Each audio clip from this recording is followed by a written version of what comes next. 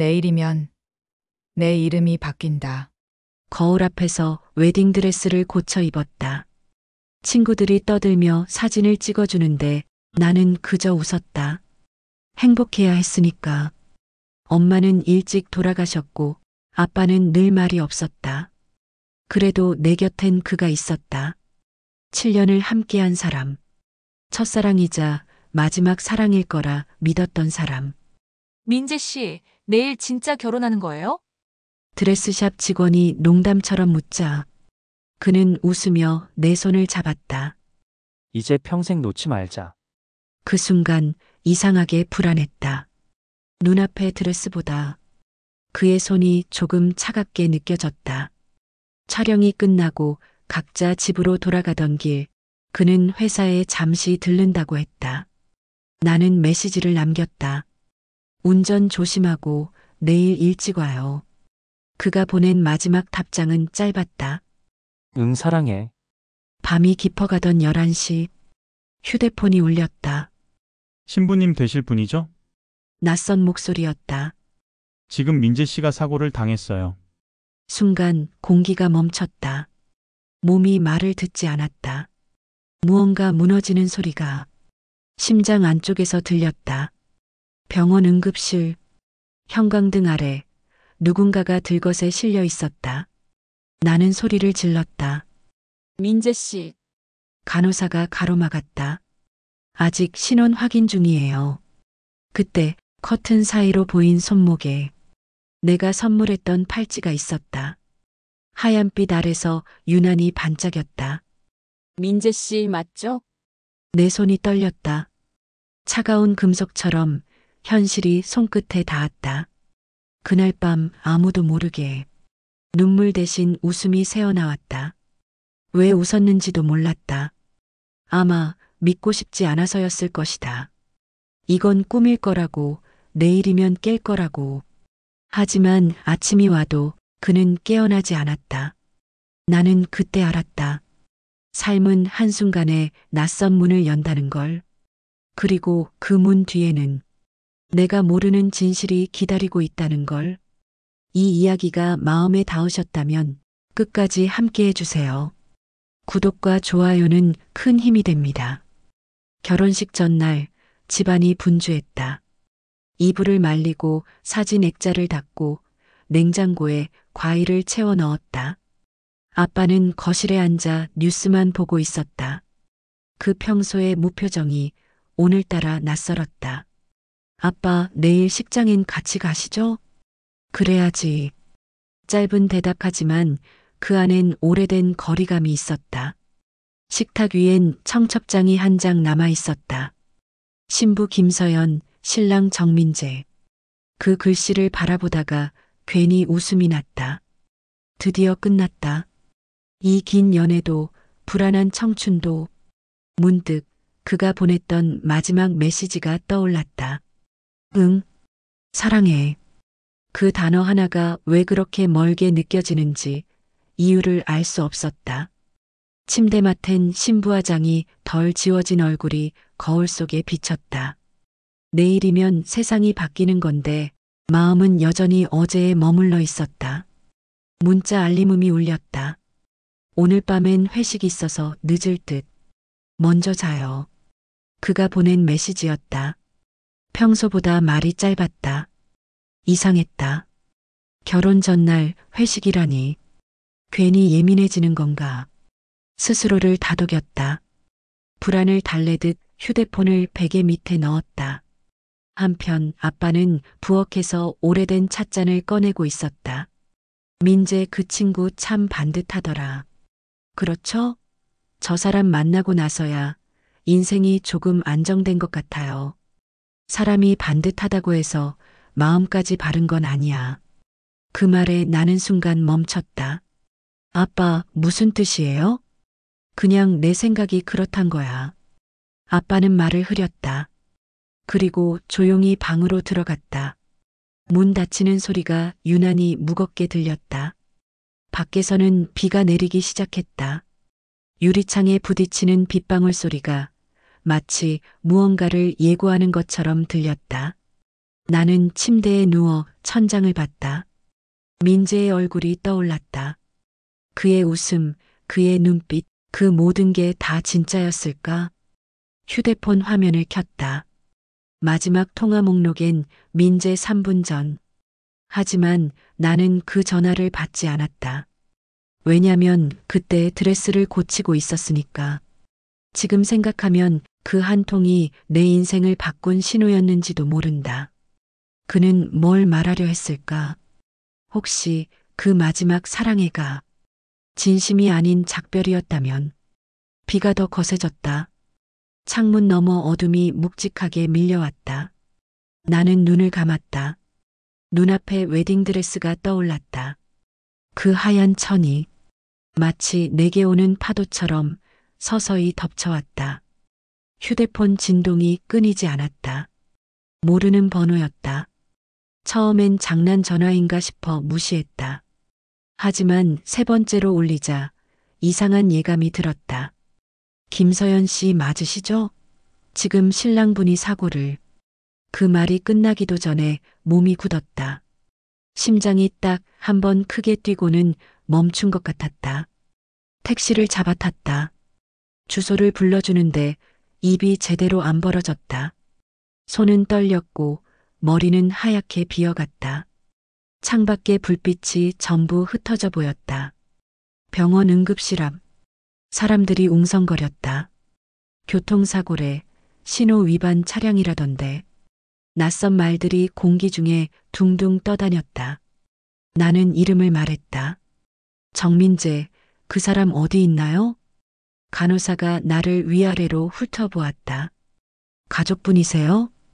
예비 신부예요. 그 말이 입에서 나오는 순간 눈물이 났다. 커튼이 반쯤 열린 병실 안 의사가 고개를 저었다. 죄송합니다. 도착하실 때 이미 무릎이 풀렸다. 바닥이 미끄러웠다. 누군가 부축했지만 아무것도 들리지 않았다. 심장 소리만 들렸다. 쿵, 쿵, 쿵. 마치 누가 안에서 문을 두드리는 것 같았다. 동승자는요? 그 말을 내뱉은 게 나였는지도 모르겠다. 의사는 잠시 머뭇거렸다.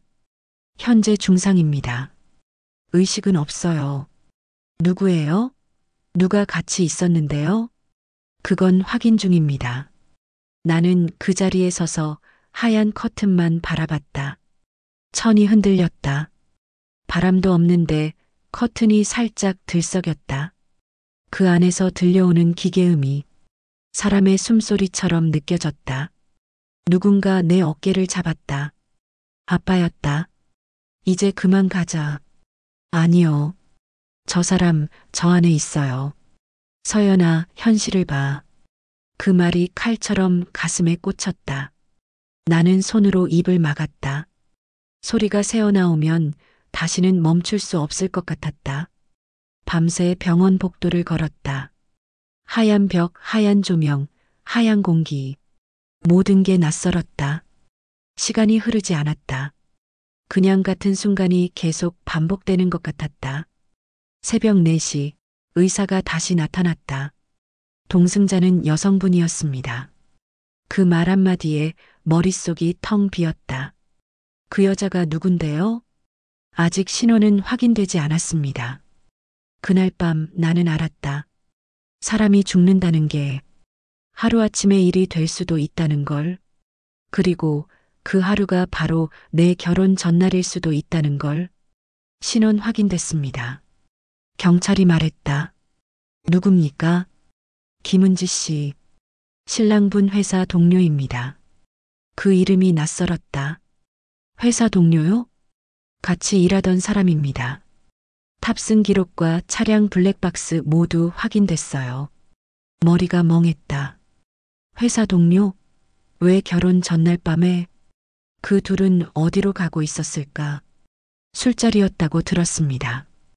회식이 끝나고 같이 나왔답니다. 경찰의 말은 담담했지만 내 귀엔 피 흘리듯 울렸다. 아빠가 내 어깨를 감쌌다. 이제 그만 들어가자. 내 몸이 먼저야.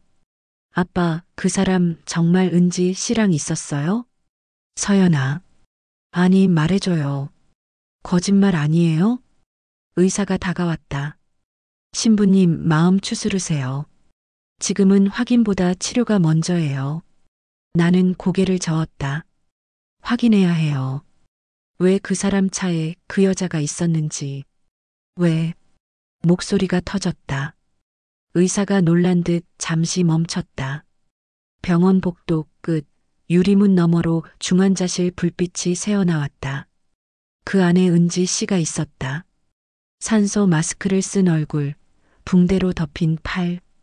그녀의 손목에는 나와 똑같은 커플 팔찌가 걸려 있었다. 그 순간 세상이 조용해졌다. 모든 소리가 멎었다. 숨이 막혔다. 서연아, 가지 마. 아빠가 팔을 붙잡았지만 나는 뿌리쳤다. 왜 내 팔찌를 차고 있어요? 왜? 간호사들이 나를 막았다. 환자분 상태가 위독합니다. 나는 울부짖었다. 그건 내 거예요. 왜 저 여자가 차고 있냐고요. 눈물이 쏟아졌다. 바닥이 흔들렸다. 아빠가 나를 끌어안았다. 서연아, 제발. 그 품 안에서 나는 처음으로 현실을 인정했다. 민재는 내 결혼 전날 밤 다른 여자와 함께 있었다. 하지만 마음 한구석에서 그럴 리 없어. 뭔가 오해야. 그 작은 믿음 하나가 나를 붙잡았다. 집으로 돌아오는 길, 차 안은 침묵뿐이었다. 창밖의 새벽은 낯설게 밝아오고 있었다. 그 새벽빛 속에서 나는 결혼식장에 걸려있던 드레스를 떠올렸다. 하얗던 천이 이제는 칙칙한 회색으로 보였다. 며칠이 지났다. 민재는 의식이 없었다. 중환자실 문 앞엔 늘 면회 제한 팻말이 걸려 있었다. 나는 병원 복도를 매일 걸었다. 그 문 하나를 보려고 이유도 모른 채. 서연 씨, 잠시만요. 의사였다. 민재 씨는 아직 위중합니다. 하지만 뇌 손상은 크지 않습니다. 다만요? 의식이 돌아오면 기억에 혼란이 있을 수도 있습니다. 그 말이 이상하게 들렸다. 기억의 혼란. 그건 나를 잊을 수도 있다는 뜻이겠지. 병실로 향하다가 우연히 들은 목소리. 그날 그 사람, 나 때문에. 은지였다. 간호사에게 중얼거리듯 말했다. 나는 숨을 죽였다. 문틈 사이로 그녀가 보였다. 붕대가 감긴 얼굴, 고개를 떨군 채 눈물을 흘리고 있었다. 다 제 탓이에요. 제가 운전하자고 해서. 간호사가 그녀의 손을 잡았다. 이제는 본인부터 회복해야죠. 운전하자고 한 사람은 그 여자였다. 그 순간 머릿속이 하얘졌다. 병원 뒤편 공원 벤치에 앉았다. 손에 들고 있던 팔찌를 바라봤다. 민재가 선물했던 커플 팔찌. 그는 왜 같은 걸 2개 더 샀을까? 그때 전화가 울렸다. 서연 씨, 저 경찰입니다. 심장이 멎는 듯했다. 사고 블랙박스 추가 영상이 확보됐습니다. 잠깐 보실 수 있을까요? 네. 경찰서 CCTV실. 모니터 속엔 어두운 도로, 비 내리는 밤, 차량 안에 2 사람. 운전석엔 민재, 조수석엔 은지. 둘이 웃고 있었다. 무언가 건네받는 장면. 하얀 봉투였다. 이건 뭐죠? 확인 중입니다만 사고 직전 이 여성이 신랑에게 무언가를 전달하는 모습이 있습니다. 화면이 멈췄다. 그 하얀 봉투. 내 눈엔 익숙했다. 우리 집 서랍 속 결혼서 약서와 함께 넣어둔 예식 전 약정서였다. 왜 저게 저기 있죠? 신랑 차량에서 수거됐습니다. 손끝이 차가워졌다. 민재가 나 몰래 결혼 서류를 다시 쓴 걸까? 아니면 누군가 바꿔치기 한 걸까? 경찰은 덧붙였다. 참고로 민재 씨 부모님도 오늘 병원 오셨습니다. 혹시 따로 말씀 나누셨나요? 아니요. 그럼 만나보시겠습니까? 뭔가 아시는 듯 했습니다. 나는 경찰서를 나와 병원으로 곧장 향했다. 엘리베이터 문이 열리자 민재의 부모가 의사와 이야기를 나누고 있었다. 서연 씨, 어머니가 나를 보고 고개를 숙였다. 정말 미안해요. 우리가 몰랐어요. 무슨 말씀이세요? 그 아이가 최근에 너무 힘들어했어요. 빚이 있었어요. 은지 씨가 대신 도와줬대요. 빚이요? 결혼 준비하면서 당신 몰래 대출을 받았다고. 그 말을 듣는 순간 모든 조각이 흩어졌다. 그는 나에게 말하지 않았다. 끝까지 혼자 감당하려 했던 걸까? 아니면 나에게 숨기고 싶었던 걸까? 나는 잠시 고개를 들었다. 창밖엔 노을이 물들고 있었다. 붉은 하늘빛이 병실 유리에 번져 있었다. 그리고 마음속에서 처음으로 이 모든 게 단순한 사고일까? 라는 의문이 스쳤다. 민재가 깨어났다는 소식을 들은 건 다음 날 아침이었다. 밤새 잠을 못 잤다. 심장이 시끄러워서 병실 문 앞에서 숨을 고르고 들어갔다. 그는 천천히 눈을 떴다.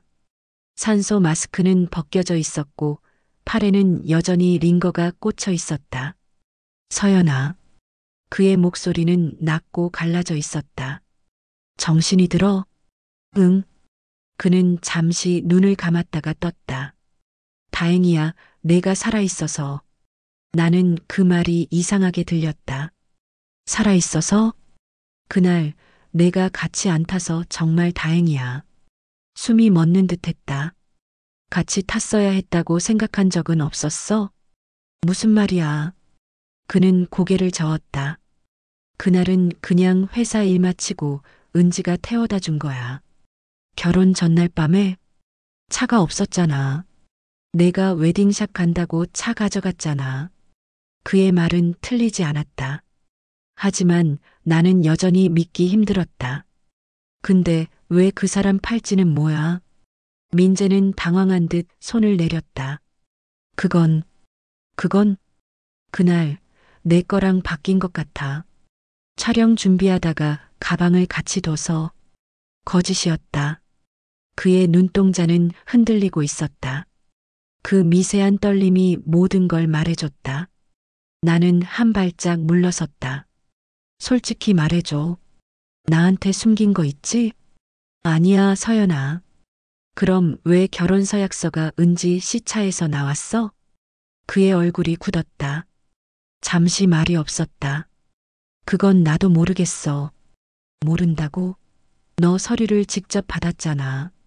내 사인까지 받잖아. 은지가 가져갔을지도 몰라. 도와주다가 그걸 왜 그 사람이 도와? 그는 대답하지 못했다. 그 침묵이 모든 대답이었다. 그 사람 너랑 무슨 사이였어? 그런 거 아니야. 그럼 뭔데? 왜 내 결혼 전날 같이 있었는데? 그는 갑자기 고개를 숙였다. 서연아, 미안해. 그 두 글자가 내게 칼처럼 꽂혔다. 뭐가 미안한데? 나 실수했어. 딱 한 번이었어. 그날 회식 자리에서 술에 취해서 머리가 멍해졌다. 모든 소리가 멀어졌다. 그녀가 나를 집까지 데려다 줬고 그날 일이 그렇게 됐어. 눈물이 터졌다. 결혼 전날 밤에 정신이 없었어. 정말 그럴 의도는 아니었어. 그는 울먹이며 말했다. 다음 날 바로 말하려고 했는데 너한테 전화가 안 됐어. 그리고 그날 사고가 났어. 나는 아무 말도 하지 못했다. 그의 말이 공기처럼 흩어졌다. 허공에 떠다니는 죄처럼. 나한테 왜 숨겼어? 미안해. 그날이 내 인생에서 가장 후회되는 밤이야. 침묵. 긴 침묵. 그리고 나는 조용히 말했다. 나 이제 그날을 내 인생에서 지우고 싶어. 그는 손을 뻗었지만 나는 물러섰다. 그만 쉬어. 그 한마디를 남기고 병실을 나왔다. 복도 불빛이 차가웠다. 창밖엔 비가 내리고 있었다. 유리창에 비친 내 얼굴이 낯설었다. 모든 게 끝났다고 생각했다. 그런데 이상했다.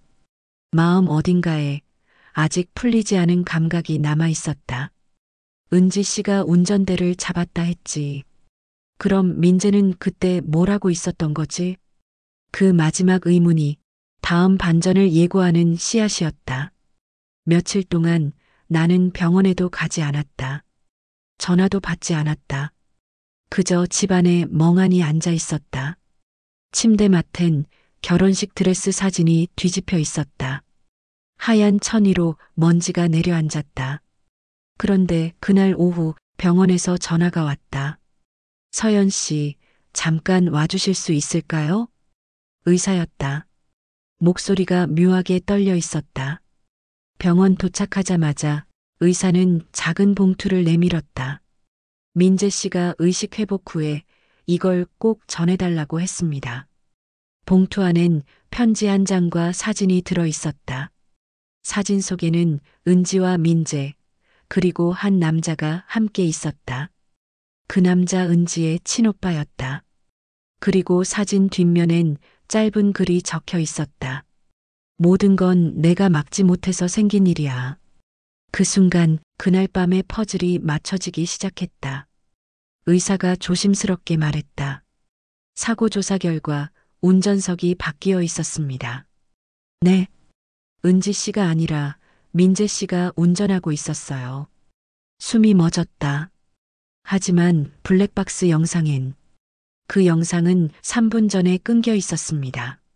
추돌 직전엔 조수석에 은지 씨가 있었고 운전석엔 민재 씨였습니다. 나는 말을 잃었다. 그럼 왜 그렇게 기록돼 있었던 거예요? 은지 씨가 대신 책임지겠다고 했습니다. 그녀가 대신? 왜? 무슨 이유로? 의사는 잠시 침묵하다 말했다. 두 사람은 당신에게 죄책감이 컸던 것 같습니다. 나는 편지를 다시 펼쳤다. 민재의 글씨였다. 서연아, 미안해. 난 너를 속이고 싶지 않았어. 그날 사고는 나의 실수였어. 은지는 날 말리다 대신 다쳤고 나는 그걸 내가 알면 평생 용서 못할까 두려웠어. 결혼 전날 밤 난 너에게 말해야 했는데 비겁하게 피했어. 만약 이 편지를 보고 있다면 난 아직 내가 날 미워하길 바랄지도 모르겠어. 그래야 내가 덜 아플 테니까. 눈물이 흘러 편지를 젖혔다. 창밖에서 노을이 스며들었다. 붉은 빛이 글씨 위를 덮었다. 의사가 조용히 말을 이었다. 민재 씨가 어젯밤 다시 수술에 들어갔습니다. 뭐라고요? 뇌출혈이 재발했습니다. 지금은 중환자실에 있습니다. 내 다리가 휘청거렸다. 살 수는 있나요? 아직 모릅니다. 나는 복도를 뛰었다. 엘리베이터 문이 닫히기 직전 그 안에서 민재의 어머니가 울고 있었다. 서연 씨 들어가지 마요. 아직 수술 중이에요. 나는 고개를 저었다. 그 사람 제게 아직 할 말이 있어요. 그날 밤 중환자실 불빛이 새벽까지 꺼지지 않았다. 나는 유리문 너머 그의 그림자를 바라보며 속삭였다. 이제 알겠어요. 당신은 나를 속인 게 아니라 끝까지 지키고 있었던 거군요. 새벽 3시 병원 복도는 고요했다. 유리문 너머 중환자실 불빛이 희미하게 깜빡였다. 나는 벽에 기대 앉아 있었다. 시간이 멈춘 것 같았다. 의사가 나왔다. 수술은 성공적이지만 아직 의식이 없습니다. 그 말을 듣는 순간 가슴 속에서 무너지는 소리가 들렸다. 나는 조용히 병실 안으로 들어갔다. 침대 위 산소 마스크를 쓴 그의 얼굴. 창백했지만 여전히 내게 익숙한 얼굴이었다. 나는 의자에 앉아 손을 잡았다. 민재야. 손끝이 차가웠다. 이제 다 알아. 그날 넌 나 대신 죄를 뒤집어 쓰고 있었지. 은지 씨를 탓하지도 않았고 나도 이제 그 누구도 원망하지 않을게. 눈물이 떨어져 그의 손등을 적셨다.